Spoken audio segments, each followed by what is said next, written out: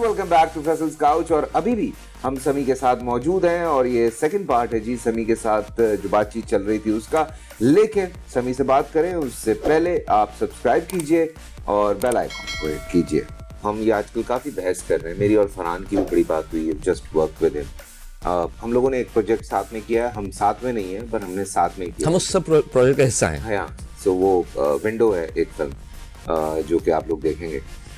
हम लोग ये डिस्कस कर रहे थे कि मेन्यू में ज्यादा चीजें होनी चाहिए, ठीक है। सो अगर मेन्यू हम छोटा करते जा रहे हैं, हम रोम कॉम पे जाते जा रहे हैं सारे, सो तुम्हारा क्या कहना है कि ऑब्वियसली रोम कॉम्स ही बननी चाहिए या ये सब होना चाहिए? देखिए, अगर एज एन एक्टर आपको भी जिस तरह देखा, मैंने फॉलो किया, मैंने भी देखा है कि आई स्टिल रिमेंबर कि जब सबसे पहले लाल कबूतर कैसे हुआ था कि मैं कैरेक्टर्स कर करके डिफरेंट ना, एक वो टिपिकल करके था कि मैं कुछ अंदर के एक्टर को सुकून नहीं मिल रहा है, अंदर के एक्टर की होती ना तलब की यार कुछ डिफरेंट करें। तो आई रिमेंबर तब सबसे पहले लाल कबूतर किया था। हमारे यहाँ प्रॉब्लम ये रहा है कि पिछले 30-40 साल से हमने अपने ऑडियंस को, जो मेन्यू की बात करें, हमने डिश क्या खिलाई है? हमने सिर्फ एक ही तरह का सिनेमा उनको खिलाते रहे। और टीवी पे, केबल पे, और अब तो दौर ऐसा है पिछले 10-12 साल में कि आपके 7 क्वार्टर में भी टीवी लगा हुआ है, केबल लगी हुई है, वो भी फिल्में देख रहे हैं। सब इंडियन फिल्में देख रहे हैं, आप बाहर का कंटेंट देख रहे हैं, सब देखते हैं। अब तो डबों की तो हमारे चैनल्स पे भी डबों की चल रही होती है, पश्तो में भी, हर जबान में। सो द थिंग इज कि उसको चेंज होने में हमें थोड़ा टाइम लगेगा। हमें उसे चेंज करना है, करना ज़रूरी है, क्योंकि रीज़न ये है कि मेरा मानना ये है, मेरी पर्सनल ये ओपिनियन है कि पूरी दुनिया में एक ज़बान का एक सिनेमा है। अगर आप इंग्लिश की बात करते हैं, इंग्लिश बोली हॉलीवुड में भी जाती है, ब्रिटिश सिनेमा भी है, ऑस्ट्रेलियन भी है, लेकिन क्यों आज ऑस्ट्रेलियन एक्टर्स जैसे कि ह्यू जैकमैन, क्रिस हेम्सवर्थ, आपके यूके के एक्टर्स, बेनेडिक्ट कम्बरबैच, ये सब एक्टर्स उठ के हॉलीवुड में काम क्यों कर रहे हैं? इसलिए कि एक वक्त में एक ज़बान का सिनेमा एग्जिस्ट कर पाता है, बाकी सब ओवरशैडो हो जाते हैं। हम फ्रेंच सिनेमा की बात करते हैं, पूरी दुनिया में एक ही फ्रांस है जो फ्रेंच सिनेमा जनरेट करता है। जर्मन सिनेमा जर्मनी से पूरा जनरेट होता है, वहाँ से आ रहा है। पर्शियन सिनेमा की हम बात करते हैं, ईरानी सिनेमा तो दैट इज पर्शियन, पूरी दुनिया में एक ही है। हमारी बदकिस्मती ये है कि हमारी उर्दू और हिंदी जो ये ज़बान है बहुत मिलती जुलती है। उनका सिनेमा ग्रो कर गया, हम लोग ग्रो नहीं कर पाए। अब हमें अपनी पहचान बनानी है। हम एकदम बनाने पे जाएंगे तो हम नहीं बना पाएंगे। What we need to do is, हमें जिस तरह हमने फर्ज करें, हमने पूरे पिछले 30 साल लोगों को चिकन मंचूरियन खिलाया, मसाले वाला, प्रॉपर देसी टेस्ट के साथ। अगर हम अचानक उनको प्योर चाइनीज खाना चिकन मंचूरियन खिलाएंगे ना, वो चखेंगे भी नहीं। हमें यहाँ के फ्लेवर्स डालने पड़ेंगे। एज एन एक्टर आपको खुद एक्सपेरिमेंट करना पड़ेगा। जिस तरह मानता जो हमारी पुरानी जो इंडस्ट्री जिसमें हम बात करते हैं, लाहौर में जब चीज़ें खराब हुई थी, जो इंडस्ट्री जाल पजीर हुई, एक ही मेन्यू हो गया था, उसमें कहीं ना कहीं मैं एक्टर्स को भी ब्लेम करता हूं कि उन्हें चाहिए था कि कहीं ना कहीं आप खुद कंट्रोल कर। जैसे आपने कोशिश की, मैं हमेशा इस मामले में फैसले को मैं हमेशा कोट करता हूं, मैंने लाइव जियो शो में भी कोट किया था। ही अर्न फ्रॉम दिस इंडस्ट्री, नाम बनाया, इज्जत बनाई, अल्लाह ने पैसा दिया, इज्जत दी, सब कुछ, फेम, एवरीथिंग। इन्होंने इसी फील्ड के अंदर बशर मोहम्मद जैसे एक प्रोजेक्ट बना के इंडस्ट्री को नए लेवल पे लेके जाने की कोशिश की, एक नया स्टैंडर्ड दिया कि नहीं, मैं राइट रॉन्ग किया था, नहीं सही बात की थी ना। हमारे फिल्म के ऑब्वियसली उसमें थैंक्स टू बाबर, उसामा, पूरी टीम, सबकी थिंकिंग, लेकिन आप you were also producer as well. आप थे ना, आपने एफर्ट की ना, एक स्टेप लिया ना कि इंडस्ट्री को एक नई चीज लेकर आए। हमारे फिल्म इंडस्ट्री में ऐसा क्यों नहीं हुआ? जब एक टिपिकल फिल्में बन रही थी, इस पे एक दफा हमारी बड़ी बहस हुई थी और मैंने ये बात की थी, तुम्हें याद होगा एक टाइम आया था जब हमारे टीवी पे एक वो इन्फ्लुएंस आ गया था, स्टार प्लस वाला, सोप्स, बिल्कुल सोप्स का दौर था, बिल्कुल। तो उस टाइम पे मैं जब पहली दफा बाबर से मिला तो बाबर ने कहा कि फैसल मेरा एक सोप है वो कर दो। उसने कहा एक सोप है वो, मैंने कहा मैं नहीं करूँगा। तो उसने कहा क्यों? मैंने कहा मैं ये वाले सोप्स नहीं कर रहा। उन दिनों मेरे पास काम कम हो गया था जबकि, क्योंकि हर तरफ ये ड्रामे बन रहे थे। तो मैंने कहा नहीं, मैं नहीं करूँगा ये वाले ड्रामे। तो चाहे जो कहता, भाई एक दफा सुन तो लेना, एक टेलीफिल्म कर रहे हैं, इसमें आपको पता चल जाएगा मैं क्या सोप बना रहा हूँ। तो मैंने फिर जब उसके साथ एक किया, फिर 2, फिर 3, फिर हम तो शायद पता नहीं हमने कितना हिट कॉम्बो। हाँ, फिर वो अल्लाह का शुक्र है वो एक मनो सलवा था जिसने इंडस्ट्री का रुख वापस इस तरफ मोड़ दिया था कि जी ड्रामा ये होता है। माने ना ये दिल, माने ना दिल, झुमका जान, गोश्त, खामोशियाँ, हाँ खामोशियाँ, इश्क जुनू दीवानगी, जी मैंने सारे देखे, मेरी राज़ है बेनिशान। तो खैर बट ये कि किसी न किसी को स्टैंड लेना पड़ता है समय, जो कि बड़ा इम्पोर्टेंट है। मेरी इस बात पे बहस हुई थी और मैं यही कहता था कि जब ये वाली इंडस्ट्री जब चल रही थी, जब गंडासा फीवर दोबारा से आ रहा था, तो हम यही कह रहे थे कि ये स्टैंड लिया जा सकता है, बात की जा सकती है, लेकिन चलो। पर मैं एक बात कोट एंड कोट कहता हूँ, और ये बात मैंने कई दफ़ा अपने शोज़ में बोली है और बताया भी है कि मैंने पहला ड्रामा किया था मझधार, तो जावेद फाजिल साहब ने मुझे जब बुलाया तो मैंने कहा सर आप क्या कर रहे हैं, मैं फिल्म्स कर रहा हूँ, आप मुझसे ड्रामे की बात कर रहे हैं। तो उन्होंने कहा था कि बेटा 20 साल के बाद इंडस्ट्री दोबारा रिवाइव करेगी और कराची से करेगी, अगले 20 साल अगर पैसे कमाने हैं तो ड्रामा करना। मैं उनकी शक्ल देख रहा था, मैंने कहा मैं आपको तो मतलब मैं ना नहीं बोल सकता यार, क्या क्या फिल्म ने किन एक्टर को लॉन्च नहीं किया फिल्मों के, आपको तो ना नहीं बोल सकता, मैं आपकी फिल्म की वजह से तो मैं फिल्मों में आ गया हूँ। बुलंदी ऑब्वियसली शान को देख देख के पागल हो गए, हमने कहा हमने भी हीरो आना है, तो मैंने कहा मैं आपको तो ना नहीं बोल सकता। खैर मैंने मज़ाक कर लिया। वो एक्चुअली वो मोड़ था मेरी ज़िंदगी का जहाँ से फिर बूटा मिले और ये सारा सिलसिला जो है ज़िंदगी का चल पड़ा। और बाकी उनकी बात बिल्कुल सही थी, प्रेडिक्शन कि 20 साल के बाद जो है वो बल्कि 15 साल 16 साल से वो इंडस्ट्री जो है वो रिवाइव होना शुरू होगी। But very thankful to Humayun and everyone जो ये सारा काम कर रहे हैं। लेकिन वहीं पे मेरे ख्याल से अच्छा खैर ब्लॉगर्स तुम्हारे खिलाफ नहीं लिखते। मैंने तुम्हारी जितनी भी फिल्में आई मैंने कहीं नहीं पढ़ा कि समी के लिए किसी ने कोई गलत कमेंट किया। वैसे भैया उसकी शायद वजह ये है कि मैं जब भी कोई प्रोजेक्ट करता हूँ ना, मैं हमेशा अपना 100% देता हूँ, मैं रिजल्ट का नहीं सोचता। और मैं हमेशा एक बात मानता हूँ कि once you commit to something ना, अगर आपने एक प्रोजेक्ट के लिए हामी भर लिए कि हाँ मैं ये कर रहा हूँ, बाद में भले आपको प्रॉब्लम हो, चीज़ें हो, गिव योर 100%। आप अपना काम नियत से करें। जिस तरह मुझे पहली फिल्म है, मैं पहली सलाखें फिल्म में क्या था आपको पता है, सलाखें फिल्म में आई वाज सेकंड लीड, ठीक है, मेरा छोटा सा रोल था, एक गाना था और इंटरवल के बाद एंट्री थी, लिमिटेड सीन्स थे। बिल्कुल उसमें इसलिए पता है क्योंकि मैंने वो फिल्म डब की थी, अहमद भट्ट को मैंने डब किया। हाँ, तो और उसके अलावा मेरे उसमें से भी कुछ सीन्स निकल गए थे। तो जब मैं मुझ पे क्या गुजरी, मैं क्या हुआ कि उसमें से भी कुछ सीन्स निकल गए, लेकिन मैं उससे देखा, मैंने कहा अल्लाह जो होगा अल्लाह बेहतर करेगा, जो मेरे से इज्जत है वो दे देगा, मैं अपना काम नियत से करूँ। तो वही हुआ, तो वही लर्निंग चल रही है। इसके बाद एक और चीज़ें बहुत हुई कि फॉर एग्जांपल एक दो प्रोजेक्ट ऐसे आए कि उस वक्त ना जब सलाखें रिलीज होने थे तो एक दो फिल्मों की और ऑफर आई, तो ना बड़ी मैं कहा अच्छा फिल्में आना शुरू हो गई, मैंने आ गई, मैंने कहा डन एक फिल्म की ऑफर आई, मैं वो थाईलैंड में शूट होनी थी, मैंने कहा डन।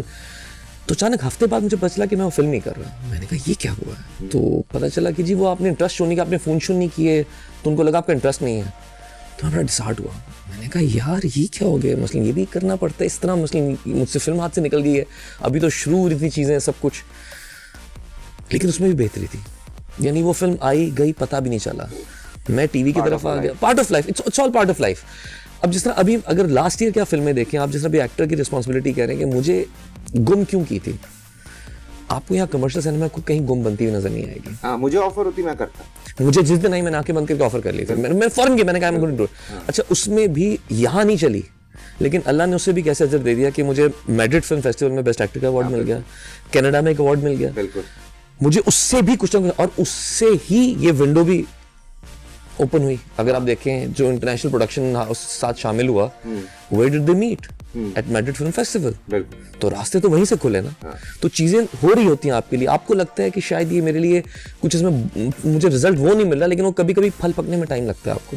अच्छा, जो बैड कमेंट्स करते हैं, जो उल्टी सीधी बातें लिखते हैं, एक बात जो उनको तुम कहना चाहते हो?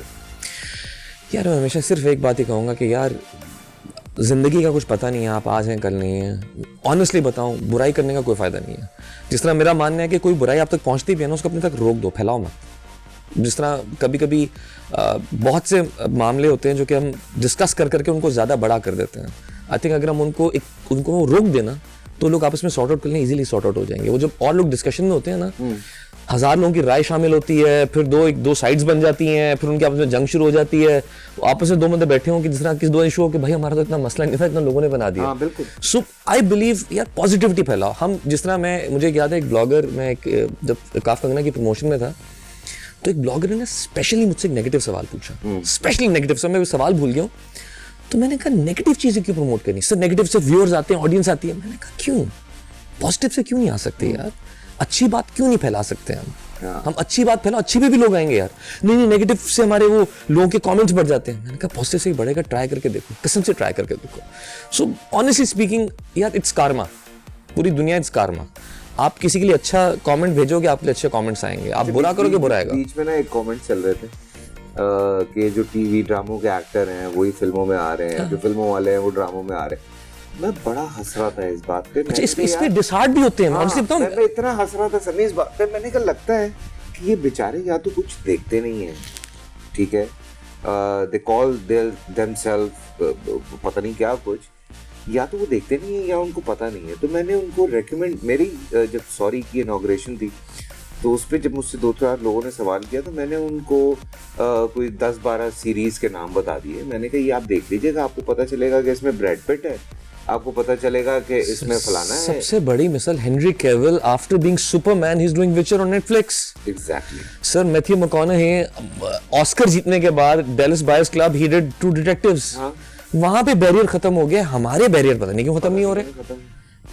और एक और बात पता है क्या है, लोग वो जो मुझे लगता ही है कि हाँ, कहने को काम बहुत आसान लगता है, ये बहुत आसान लगता है, बहुत आसान लगता है कि टीवी ये लोग और हमारी लाइफ को जो बाहर लोग विजुअलाइज करते हैं ना कि ये तो रिकॉर्डिंग्स पे जाते होंगे, ये होता है वो होता है, या चिल करते हैं, रिकॉर्डिंग ये क्या मजे कर रहे होते हैं।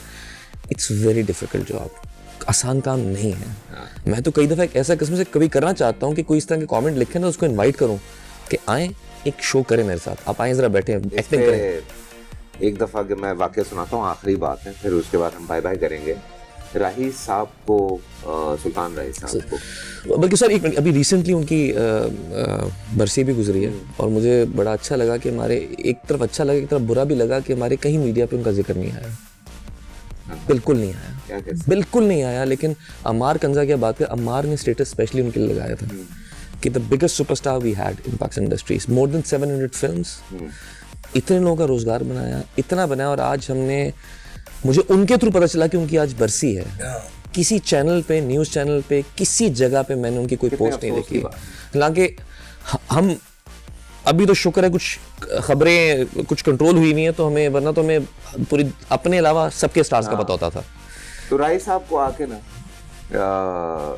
कुछ एक ग्रुप आया और आके कहा कि ये जो आप काम कर रहे हैं, ये जो आप पैसे कमा रहे हैं वो काम की कमाई है, सो ये आप काम छोड़ दें।